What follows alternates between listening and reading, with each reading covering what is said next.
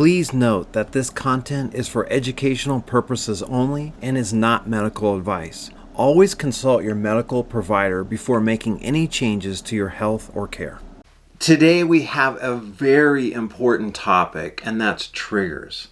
And we all have heard about triggers, but it's one thing to know about it, it's another thing to be able to work with it. And Janell, the mind processes a trigger 300 milliseconds after the body and the energy field experience it. Isn't that interesting? Yeah. And so we go to de-trigger things by mindset work, and it's like, wow, we are seriously working with the short end of the stick. Well, yeah, not only is the mind process it after the body and the feeling and all that, but then the other thing is that it's like 80 to 90% of emotional processing, and we're emotional beings. 80 to 90% of that is outside or beyond conscious awareness. Wow. So here we are, we try to do that through mindset, and it's like 80% is happening out here or in the body, but not in conscious thought. So, wow, where would it make sense to actually work? It seems obvious to me. It seems obvious to me too. And here's a step we can take it we can really take this conversation a step before that. Why don't we solve it, if you will? Why don't we resolve the trigger where it started?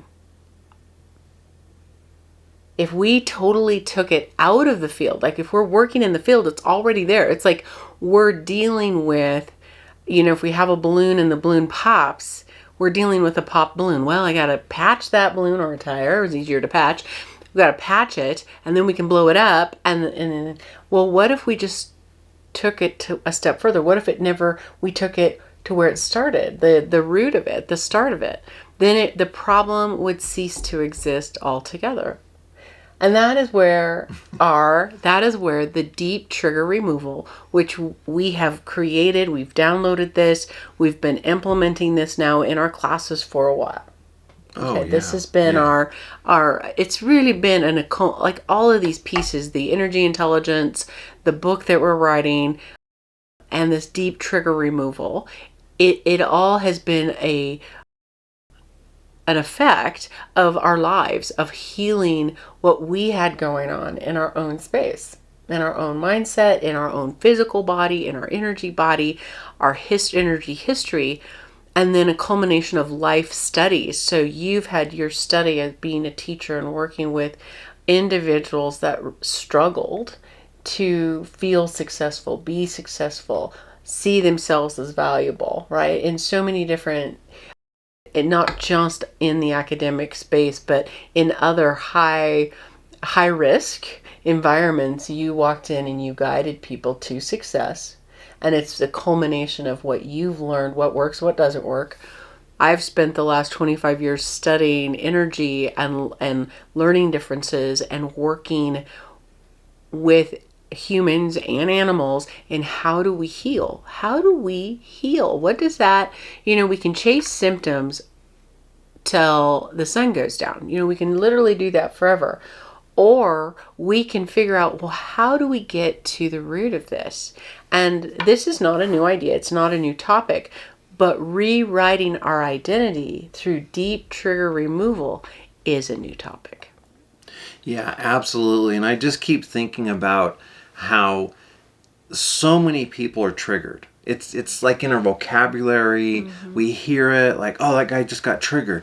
And we even have the trigger response, people like in psychology and other areas, the person escalates and you don't deal with them when they're triggered at the high, and then you wait till they calm down, then you try to do some interventions.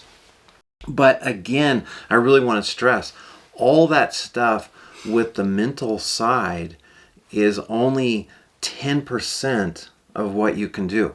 To go back to your analogy of the balloon, the mindset might be okay, the balloon popped. Let's desensitize ourselves to loud noises and not get agitated. Let's work on having the balloon blow up slower. All of that type of thinking, right? But if you could literally just eliminate the balloon, it's just not even there. Yeah. Then there's nothing to desensitize. There's nothing to solve. Like, instead of working in the we need to solve it space, what if it's just not there? What if it just doesn't exist?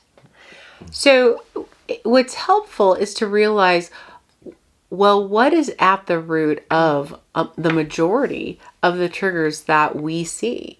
People that come in to work with us, what do we see? They're formed during our early childhood development stage. They're formed from birth to 8. And a lot of these, and so one of the groups of people that I just love walking with have learning differences. And they've got dyslexia, so dysgraphia, any dyslexia. So dyslexia in reading, dysgraphia, that'd be in math, writing.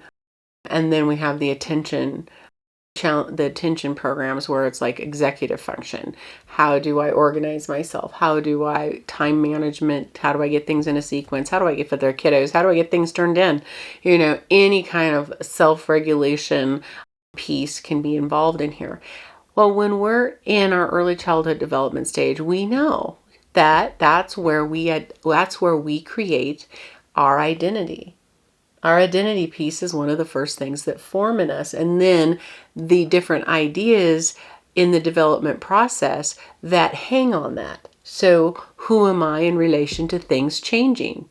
Who am I in relation to who makes or what makes that change? Who am I in relation to the effect of that change? Who am I in relation to the time it took for that change? Who am I in relation to? So sometimes I'm involved in it. Sometimes I'm just watching it. Sometimes I am at the effect, but I'm not the one that made the change happen. So that all, and there's several of these. There's around 43 of these ideas that integrate into us, and that is established at our base, a base in how we operate as human beings. And so we know that. And that's nothing new within the world of psychology or child development and so on. So since we understand that, now let's go into a scenario where there is unrest in the house.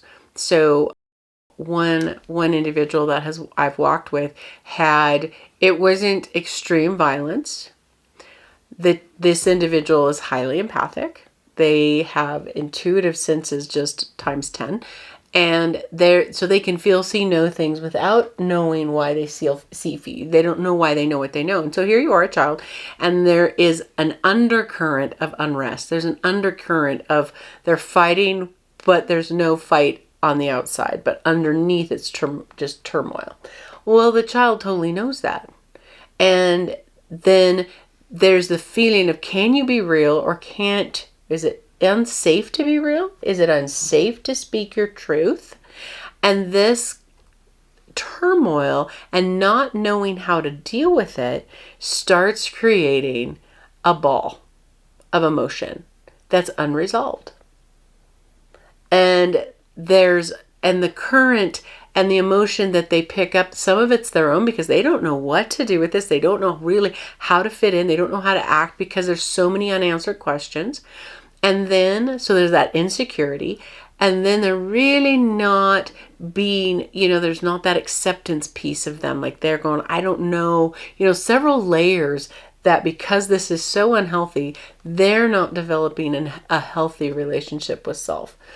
The other thing is that they had picked up, because of their intuitive gifts, they have picked up emotions that weren't even theirs and stored them because they're like, well, maybe I'm responsible for all this unrest in this house.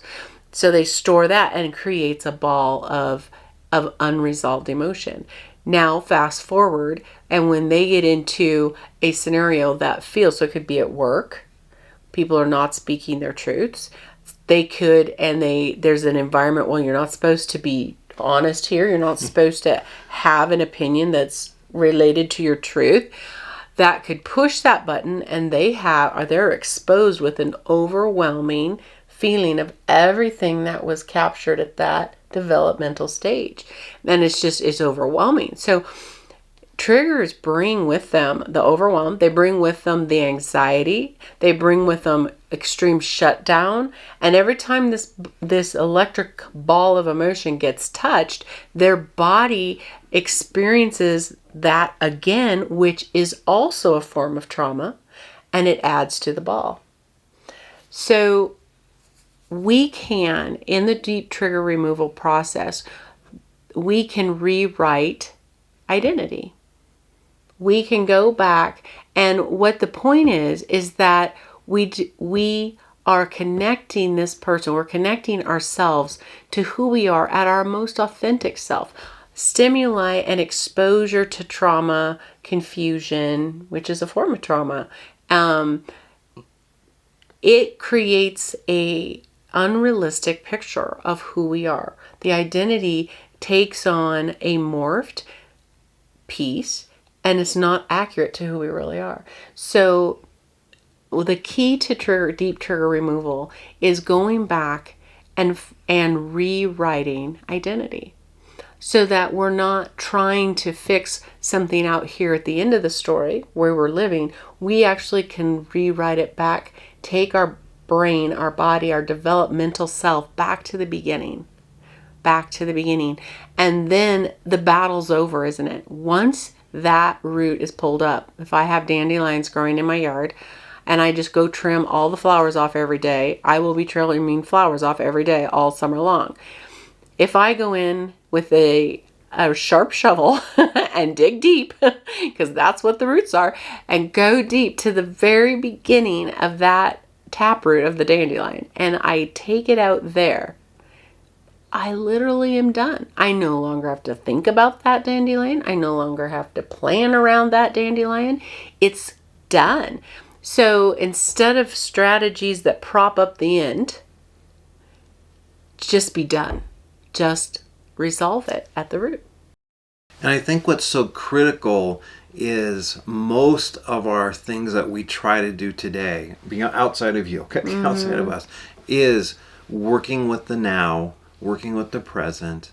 And if there's like something fundamentally wrong with a rocket, you want to fix it at the base before it launches and, is like 4 degrees off, but then hundreds of miles, it's way, way off course. Right. And so what I find so fascinating about this is you're literally going back in time, adjusting at that point, removing the trigger at that point, and then it's not carried forward. Right. And if you don't do that, then what happens is you come up with all these coping techniques, you're going to feel drained. It's just like an ongoing thing. And when something happens, like you said, that's similar to that, another similar experience, again, this is below conscious thought, right? 80-90% of this is below conscious thought. So something happens, it could be someone's mannerism, it could be the culture, it could be a whole host of things. And you're already triggered, but you don't know you're triggered. And so then it just goes on that autopilot. Yeah, and rinse and repeat. And the thing that can trigger us isn't always exactly the thing that built the trigger, or the collection, or the circumstances that built the trigger, or installed the trigger, if you will, in us. That which pushes it isn't always exactly that type or that look. It can be different. The people that trigger us may be totally unaware and non-involved in the trauma piece. Yeah, I get it. They just carry it. They carry some frequency. Yeah. So if you feel something in you, let's just say I'm not enough, because that's a big one. So if you feel something like that, it could come about through humiliation. It could come through a bunch of different ways, right? But then now in your adult life, it could come through like, oh, I have a project to do. Am I going to be able to deliver? And that project pressure, time pressure, could trigger that am I going to meet the Yeah. standard? Am I going to be enough? So it's trying to do this on your own. It's very complicated when you're working someone like with you, Janell. You've worked with literally hundreds of people on this, and so when you see that and you can step back away from it and be the observer, these things become obvious. They do, and they're such a part of our life that's another thing that makes them hard to see. We see the trigger. That one's easy. We see ourselves in the triggered state. We feel it. And, for a lot of us when we're in triggered states, that there's so much emotion there that doesn't make sense to us, that then what can come along as the kind of a follower of the trigger is the guilt and the shame feelings. Like, oh my gosh, I'm so embarrassed, or I'm so ashamed, or feel, there's a defeat feeling for some. And that, again, it really fuels the cycle. And it's like, oh my, I have to heal. I have to get rid of this. I have to overcome. Or I retreat and I can't let myself go out and be in these certain scenarios because I will be triggered. And it's a protective technique. So honor that. That's okay. We can work, but those are all still keeping us in this pattern, in this trigger pattern. What's beautiful is we don't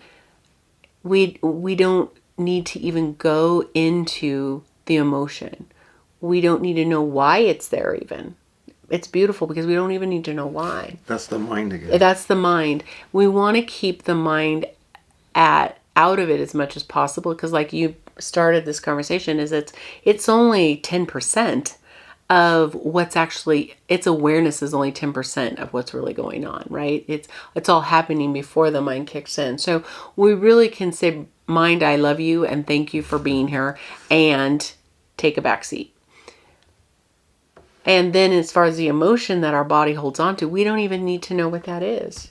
We don't need to touch that. And I was having a conversation with just a beautiful soul, and she had suffered incredible loss in her life. It was just an enormous amount of loss. And she said, I'm afraid that to start this, because, and it was very real. I could feel her, because I don't want to, this that's in me is so loud, is so big. I'm afraid to see it. I'm afraid to feel it.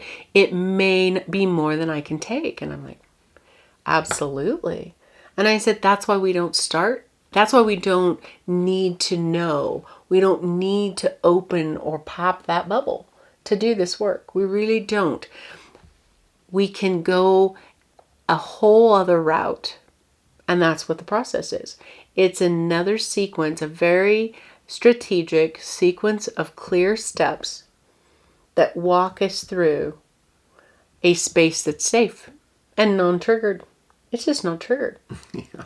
So when we build in a non-triggered space and we're recreating this identity piece that I'm talking about, we don't take away the original, but with this process, let me be clear. What we do is we're making a parallel track.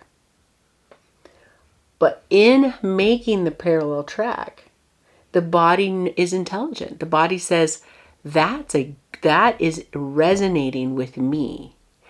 And through our steps in the process of the program, we're shifting the function of thinking and the operation system, just to keep it simple, the operating symbol over to this parallel track. And it resolves and starts diffusing what was in the old track, the original track. And that's the potency of it. And as the shift takes place, we do energy work. We have several pieces that are supporting the shifting. And it's done over a period of time. It's remarkably fast if you really look at it, but it's done over a period of time, less than a year. And that gives time for the body to metabolize the new process, the new system. We are literally rewiring how the brain thinks in its most like it's logic, critical thinking, processor. It's processing system we're rewiring. And in such a gentle way that the trauma is diffused along the way. Yeah, and what I find so exciting for the clients that work with you is when you ask them in the beginning or early on, they will say things like, there's just something wrong with me. Mm-hmm. I don't know what it is. I just feel off. I don't feel right. There's just something, right? And then later on, it's literally difficult for them to remember back to that. I know. It's like, nothing's changed. And I'll look at them like, what? And then I'll bring back, well, when you filled out the intake form, these were your goals. Because everybody comes in with goals. It's like, this is not my program for you. This is your program for you. I just guide it. And so everyone comes in with goals, and then how are you going to know what's it going to feel like when you meet them? What's hard now? Yeah. Just the whole intake. So this is the baseline. And so I'll bring that baseline out and I'll be like, okay, these are your words. And it's like, this is what you were sharing with me.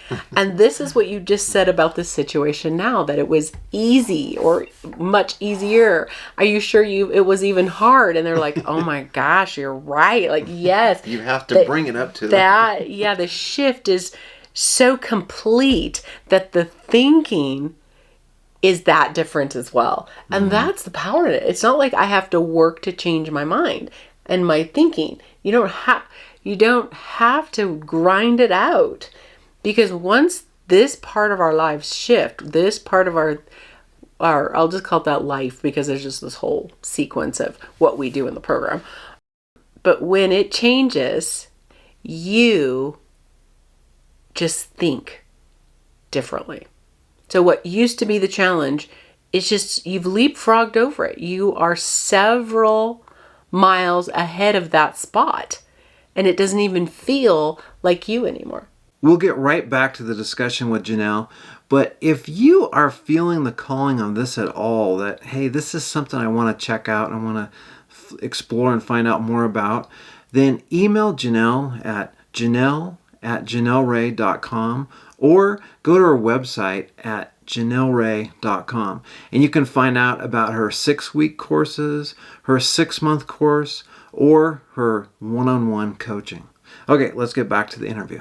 So the good news is, I think it's really good news, is we get our power back. Triggers, they take our power away.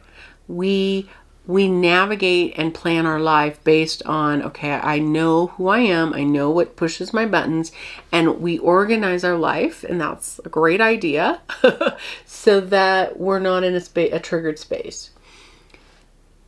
And when we're ready to grow past that, when we're ready to let that strategy go, because it serves us, I honor that totally.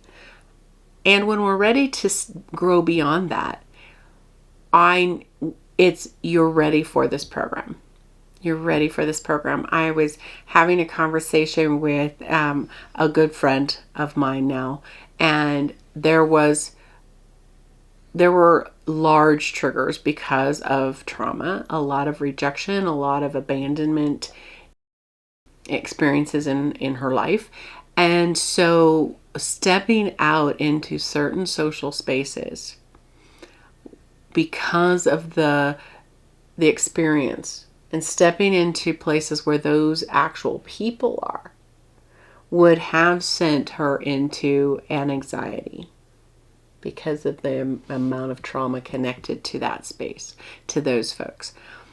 But she was called to heal beyond that, to shift beyond that. And it took guts, for sure.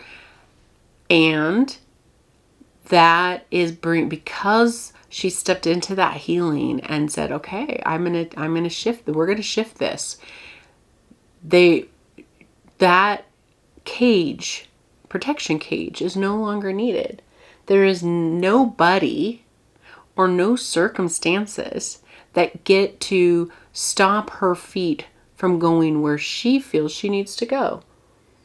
If she wants to, she can. And that is a level of freedom that we deserve, that everybody can have. And when we have deep-seated triggers, they keep us from that level of freedom. They truly do. So when it's time and you're like, yeah, I want that freedom back. I want my freedom. I don't want to have that controlling where I go and what I do anymore. Then you're ready for this program. And I was thinking of several examples, but I thought give one of my own, because not just that I'm promoting this, I'm also a benefit of it and using this.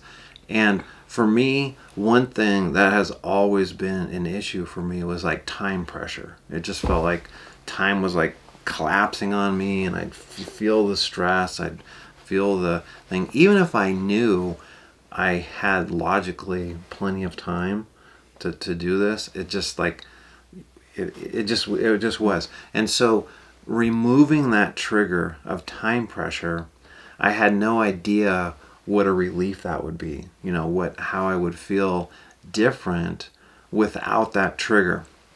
And that's one thing that I think it's hard to express what it feels, because it's the absence of something.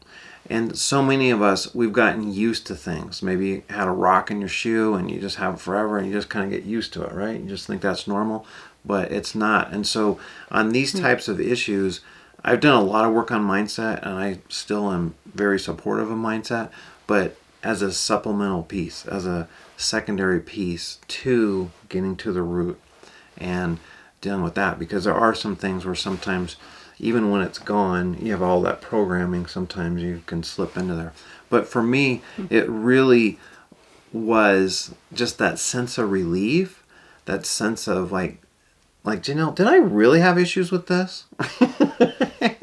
And if you would ask people in the past, they would be like, yeah. And so I think it's just that you don't even feel that anymore. You don't notice it anymore. It's just gone. And that's power. And that is power. And that's power. So if this is something that you want to learn more about, send Janell an email at janell@janellrae.com, and you can find out when the next program is. It's going to be early in 2026, and see, is this the thing for you? Do an intake, see if it's a right fit, no obligation. But I can guarantee you one thing, you will be a different person, because most of the time when people come in for one issue, let's say they think, oh, it's my relationship, or it's work, or who knows what they think it is. It's usually something different that's at the root of it. And once you remove that, it makes all the difference. I look forward to meeting you. If you have questions, reach out to Janell at janellrae.com. That's her email. Or check out her website at janellrae.com. Please note that this content is for educational purposes only and is not medical advice. Always consult your medical provider before making any changes to your health or care.